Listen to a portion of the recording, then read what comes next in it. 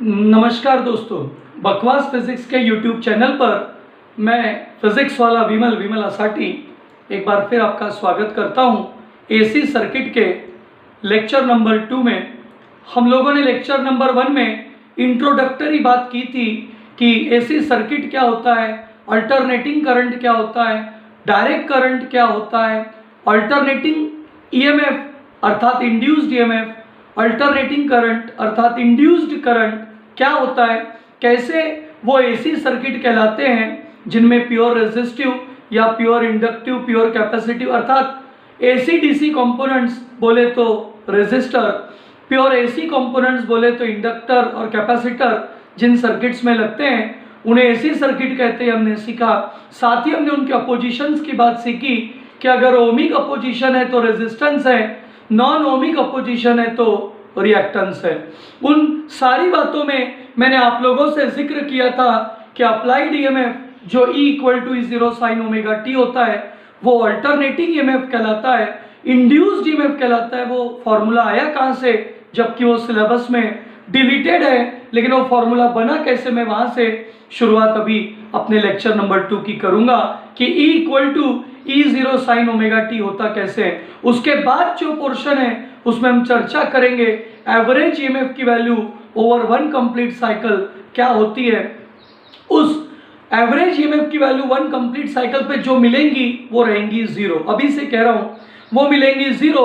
अब कोई वैल्यू 0 मिले तो उसका इंपॉर्टेंस खत्म हो जाता है, तो उसे ओवर 1 कंप्लीट साइकिल के बजाय ओवर हाफ साइकिल हम ईएमएफ फाइंड आउट करेंगे, कितनी वैल्यू मिलती है हम वो देखेंगे। उसके बाद इफेक्टिव वैल्यू, वर्चुअल वैल्यू, जिसे मैंने कहा था कि एक फिक्स अमाउंट का अगर करंट किसी रेजिस्टर से पास होता है, डीसी करंट, फिक्स अमाउंट का एक डीसी करंट अगर एक रेजिस्टर से पास होता है तो जितनी हीट जनरेट होती है इफेक्टिव वैल्यू ऑफ करंट भी उतनी ही हीट जनरेट करने की काबिलियत, कुव्वत, ताकत रखता है। सो जो IRMS है वो डीसी अमाउंट, एक फिक्स डीसी अमाउंट के करंट के बराबर है। उसकी इफेक्टिव वैल्यू भी हम फाइंड आउट करेंगे जो E0/√2 ERMS के लिए होती है और I0/√2 IRMS के लिए होती है। तो इतनी बातें हमें इस लेक्चर में फोकस करना है, कोशिश करना है कि हम कर सके। तो शुरुआत करते हैं दोस्तों सबसे पहले कि भाई कैसे E = E0 sin omega t हमें मिलता है। लेकिन ये बात हमें मिलती कहाँ है ये जानना बेहद ज़रूरी है। हालांकि वो पोर्शन सिलेबस से डिलीटेड है, लेकिन पकड़ में आना ज़रूरी है कि वो आया कहाँ से।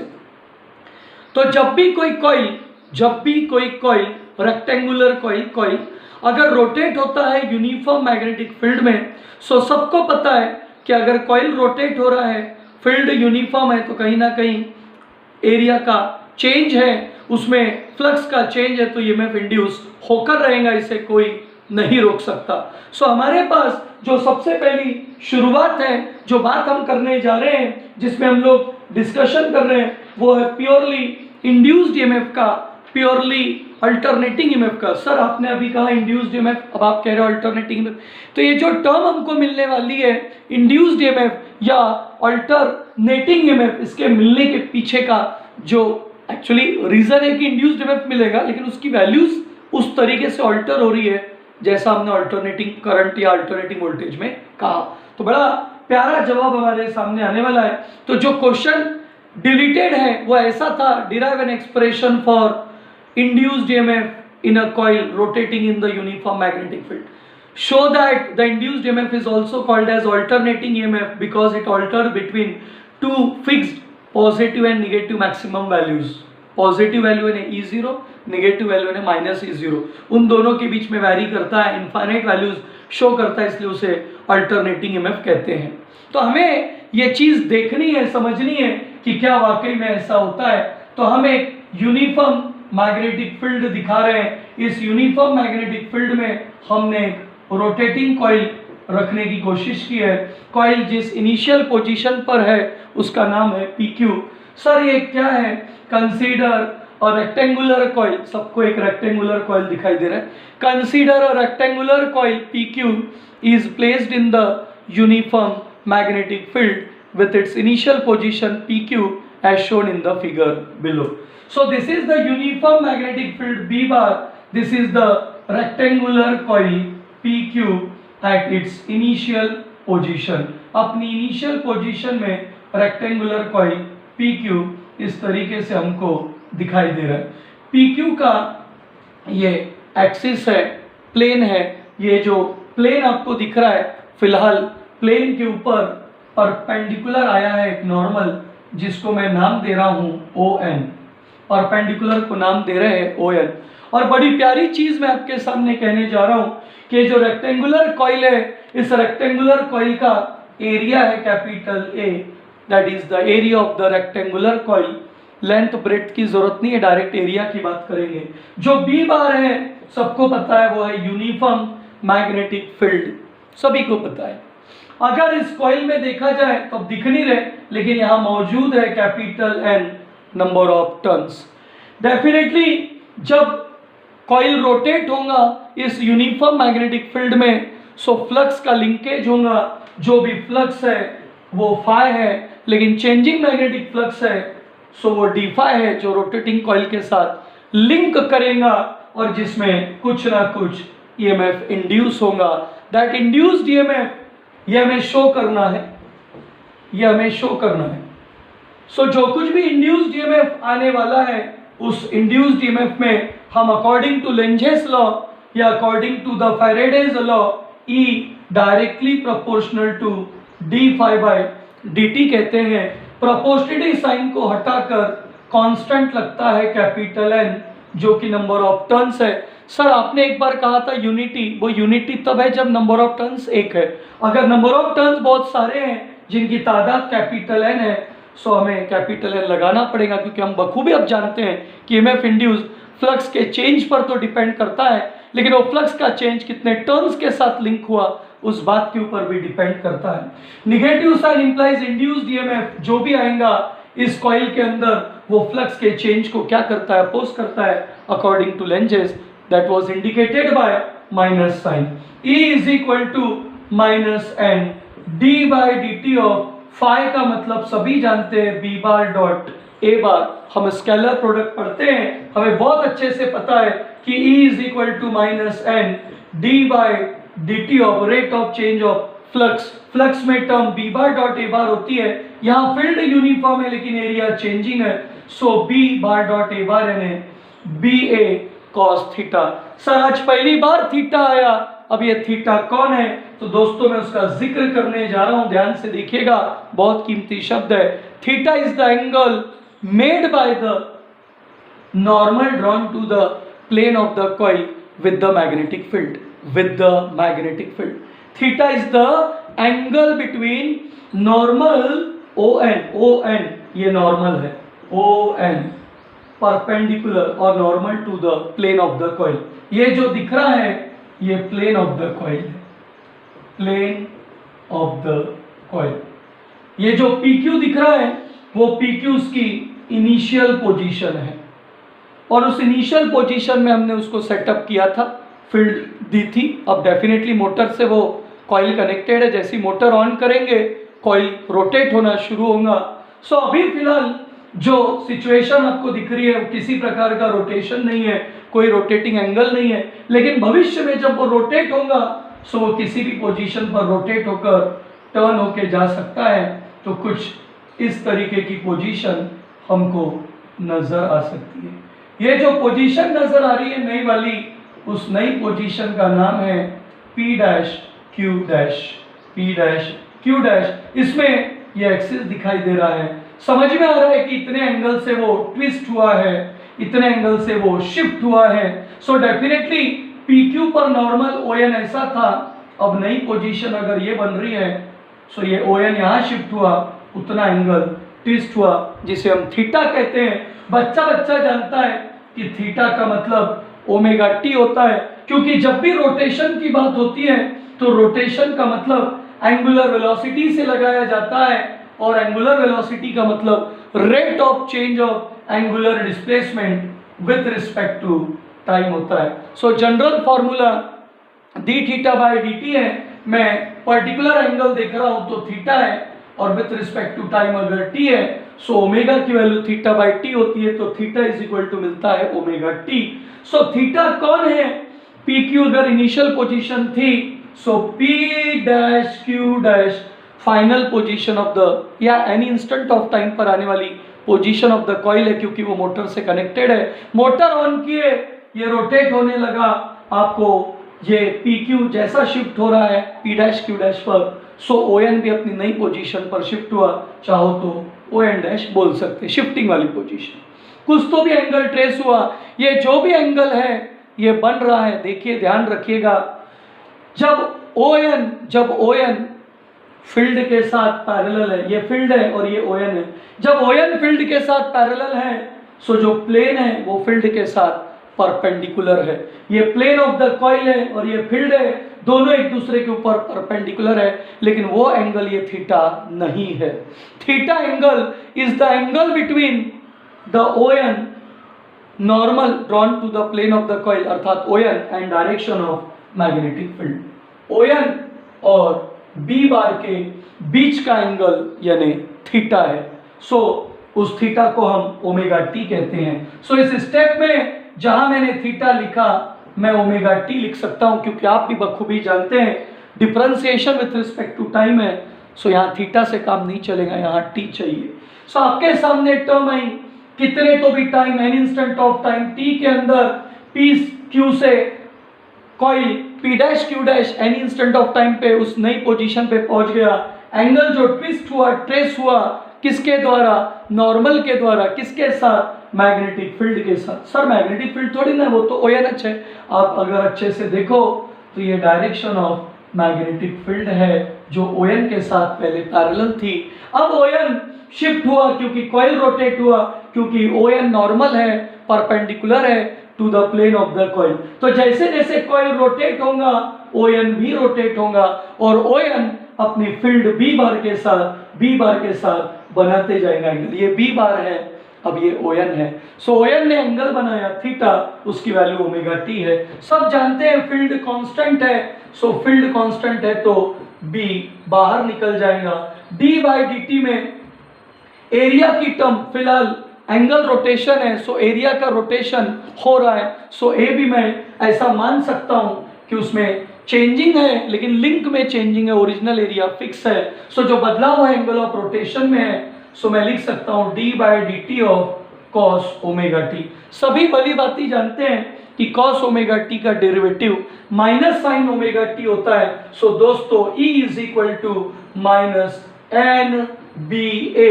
कॉस ओमेगा टी का derivative minus sine omega T होता है, और ओमेगा टी का फर्दर डेरिवेटिव ओमेगा होता है।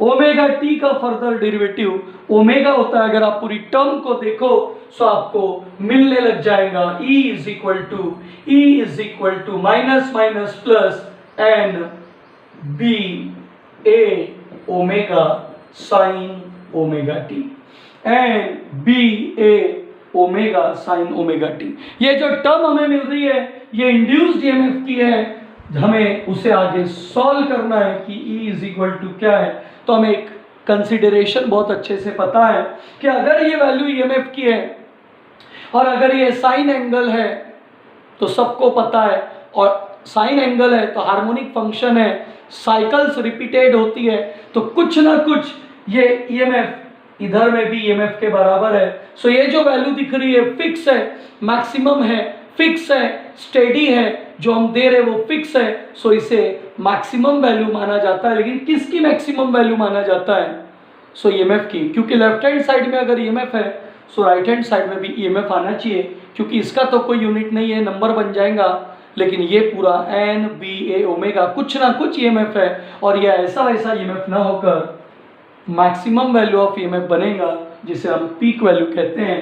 सो E equal to E0 sine omega t हमारे सामने आएगा, से इक्वेशन नंबर 1, जिसमें हमें दिखाई दे रहा है कि E0 कौन है। सो E0 किसका सब्स्टिट्यूशन है?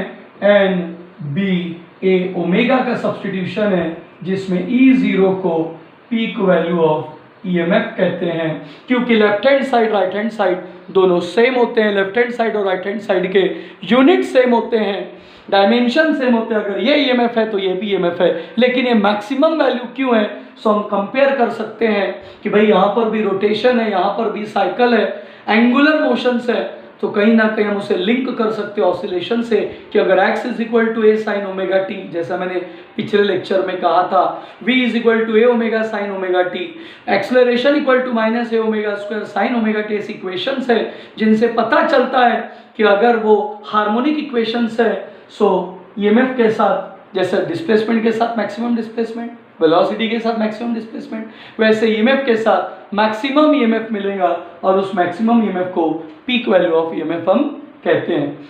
ऑब्वियसली ये इंड्यूस्ड ईएमएफ है जो कि रोटेटिंग कॉइल में लिंक हुआ फ्लक्स उसकी वजह से हमें मिला, लेकिन इस रोटेटिंग ईएमएफ को इस रोटेटिंग ईएमएफ को, इस इंड्यूस्ड ईएमएफ को हम अपनी भाषा में अल्टरनेटिंग ईएमएफ भी कह सकते हैं, क्योंकि ये अल्टरनेट होगा, चेंज होगा। अगर आप एंगल की वैल्यूज चेक करें तो आपको नज़ारा देखने को मिलेगा। आप इसका स्क्रीनशॉट जरूर लीजिए, इतनी बातों को ध्यान रखिए, क्योंकि मैं अभी सिर्फ इंड्यूस्ड ईएमएफ इतना आता है ये शो कर पाया, लेकिन इसे अल्टरनेटिंग कहते हैं। ये शो करने के लिए मुझे कुछ बात और कहनी पड़ेंगी। तो आप इसका स्क्रीनशॉट अच्छे से ले लीजिए, मैं इसे क्लियर करता हूं और अपनी बात को आगे बढ़ाता हूं। जैसा कि अब हमें पता चल चुका है कि 101% जो induced EMF in the rotating coil है, जो प्लेस किया गया यूनिफॉर्म मैग्नेटिक फील्ड में, उसमें ई का value E0 sine omega T के बराबर होता है। इस बात में अब किसी प्रकार की हमें कोई शंका नहीं है, लेकिन ये अल्टरनेटिंग है, इस बात को हमें समझना है। तो उसके लिए आप इक्वेशन को देखिए, E is equal to E0 sine omega t, चाहूँ तो मैं E0 साइन थीटा भी कह सकता हूँ। सर ऐसा क्यों चेंज किया? क्योंकि ओमेगा टी का मतलब थीटा होता है, इसमें कोई शंका नहीं है। अगर आप केस 1 देखो तो आपको समझ में आ जाएगा कि ये क्या है, क्योंकि अगर E की वैल्यू मैक्सिमम दिखानी है तो मैं आपके सामने लिख सकता हूँ प्लस माइनस E0। ये E की सबसे बड़ी वैल्यू है, क्योंकि ऐसा होना संभव है कि जो भी ईएमएफ अब दिया जा रहा है वो maximum EMF, peak value of EMF के बराबर हो, लेकिन मैक्सिमम में वो पॉजिटिव भी हो सकता है, निगेटिव भी। जैसा हम डिस्प्लेसमेंट में पॉजिटिव मैक्सिमम, निगेटिव मैक्सिमम कहते थे, वैसे यहाँ पर भी। सर इसका मतलब ये एक प्रकार का एम्पलीट्यूड है? बिल्कुल। अगर ये डिस्प्लेसमेंट है तो ये एम्पलीट्यूड है, अगर ये वेलोसिटी है तो मैक्सिमम वेलोसिटी है, अगर ये एक्सेलरेशन है तो मैक्सिमम एक्सेलरेशन है। सो उस हिसाब से ईएमएफ है तो ये मैक्सिमम वैल्यू ऑफ ईएमएफ अर्थात पीक वैल्यू ऑफ ईएमएफ है, जिसमें पीक वैल्यू में दो पॉसिबिलिटी हमारे सामने हमको दिख रही है कि ईएमएफ जो इंड्यूस्ड है अभी अल्टरनेटिंग साबित करना है, लेकिन उसकी maximum value plus minus E0 हो सकती है। तो ऐसी कब हो सकती है? सो इक्वेशन 1 से हमको दिखती है, इक्वेशन 1 से हमको दिखती है कि अगर E0 के बराबर होगा तो ऐसा तभी हो सकता है जब साइन ओमेगा टी की वैल्यू अर्थात साइन थीटा की वैल्यू 1 हो, साइन थीटा की वैल्यू प्लस माइनस 1 हो। और ऐसा होने के लिए थीटा को अर्थात ओमेगा टी को, क्योंकि साइन का 90 डिग्री एंगल ऐसा होता है, साइन का 90 डिग्री एंगल ऐसा होता है जिस पर हमको ये जवाब मिल सकता है। उसी प्रकार ऐसा जवाब हमको 180 डिग्री के बाद और मिल सकता है। सर हाफ रोटेशन, बिल्कुल, वो रोटेशन वहां समझ में आता है। आप बोलोगे सर कैसे? मैंने कहा थीटा की वैल्यू ओमेगा टी अर्थात π/2 है। अगर आप साइन ओमेगा टी में π/2 साइन 90 रखो, आंसर +1 है। उसके बाद अगर 3π/2 रखो अर्थात 270 डिग्री, 180 से ज्यादा, 270 रखो, साइन 270 की वैल्यू -1 है, तो answer -E0। So 1π/2, 3π/2, 5π/2 and so on angle पर आपको आंसर मैक्सिमम ईएमएफ को रिप्रेजेंट करेगा। लेकिन उसका मतलब क्या आप जानते हैं? आप जरा ध्यान से देखिए, जब एंगल की वैल्यू 90 डिग्री है, इसका मतलब ये कॉइल ऐसा नहीं है, कॉइल ऐसा है। सर कॉइल ऐसा होगा तो क्या होगा? कॉइल जब PQ ऐसा हो जाएगा सो नॉर्मल ON ऐसा बनेगा। आप ढंग से देखिए, PQ कॉइल ऐसा हो जाएगा सो नॉर्मल ON ऐसा बनेगा, और ये है तुम्हारी फील्ड। तो फील्ड के साथ इस ON का जो एंगल है थीटा जब बन रहा है कितना 90 डिग्री, फील्ड ऐसी है, तुम्हारा कॉइल रोटेट होके ऐसा हो गया, सो थीटा एंगल जब बन रहा है 90 डिग्री का, उस सिचुएशन में plane of the coil field के साथ कैसा दिख रहा है, parallel. Plane of the coil field के साथ कैसा दिख रहा है, parallel. So this is not that angle, this is the angle between normal drawn to the plane of the coil, normal drawn to the plane of the coil, that is ON and magnetic field, वो theta है। So maximum value तब मिली। उसी प्रकार minimum value case number 2 सबको दिखती है। Minimum value का मतलब सिर्फ और सिर्फ 0 होता है। सो अगर मैं बात करूं इक्वेशन 1 की, सो EMF की वैल्यू 0 तभी मिल सकती है जब तुम्हारा साइन ओमेगा टी या तुम्हारा साइन थीटा इक्वल टू क्या हो, 0 हो। Sign omega T sine theta 0 हो तो तभी सिचुएशन हो सकती है आंसर 0 आने की, क्योंकि ये 0 तो कुछ ना कुछ वैल्यू है। लेकिन अगर आपका आंसर साइन ओमेगा टी 0 रह गया या साइन थीटा 0 रह गया, तभी आपका EMF क्या बनेगा बेटा, 0।